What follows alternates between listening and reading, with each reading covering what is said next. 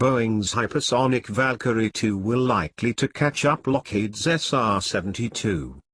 Boeing surprised the aerospace world with the unveiling of their own notional hypersonic aircraft design that intends to compete with Lockheed's shadowy hypersonic demonstrator aircraft SR-72 platform that could follow.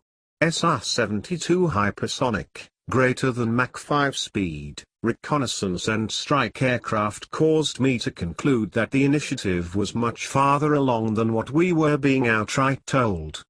Such an aircraft at the USAF sprawling Plant 42 installation in Palmdale, California.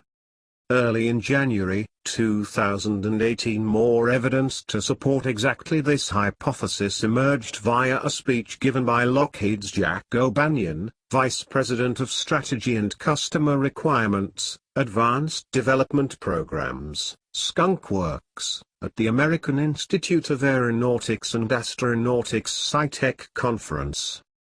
Now Boeing jumping into the fray with their own design unveiled in model form at the same conference that O'Banion made his eyebrow-raising remarks, which seems more like an attempt to compete in what is becoming an increasingly clear future growth space than anything else. And this push didn't begin yesterday. In 2016, Boeing initiated a study with its propulsion partner Orbital ATK on a combined cycle engine similar to the one Lockheed proposes for its SR-72 concept, according to Aviation Week. Additionally, Boeing has decades worth of research from other high-speed programs it and the companies it has gobbled have been a part of over the years to leverage, as well as Boeing envisions a similar design and test evolution for their proposed hypersonic program as Lockheed put forward years ago, which includes creating a fighter-sized demonstrator vehicle for initial testing, and then upscaling that design into a large operational aircraft roughly the same size as the SR-71 Blackbird. And like Lockheed's offering, Boeing's would also be unmanned.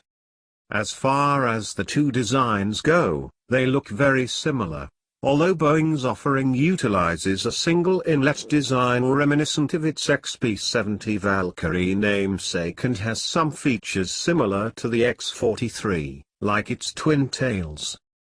It seems possible that Boeing is looking to get the USAF interested in some type of competition between it and Lockheed for an operational hypersonic aircraft contract in the future.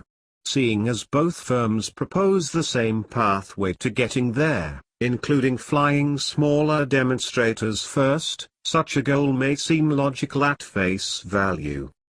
Above all else, it seems as if Lockheed is already at or beyond that stage with their own program, and the USAF isn't likely to wait around for Boeing to catch up. Lockheed's unique pedigree in this space is also undeniable, with the SR-71 under their belt and probably a bunch of other high-speed test programs that have taken place in shadows over the last half-century.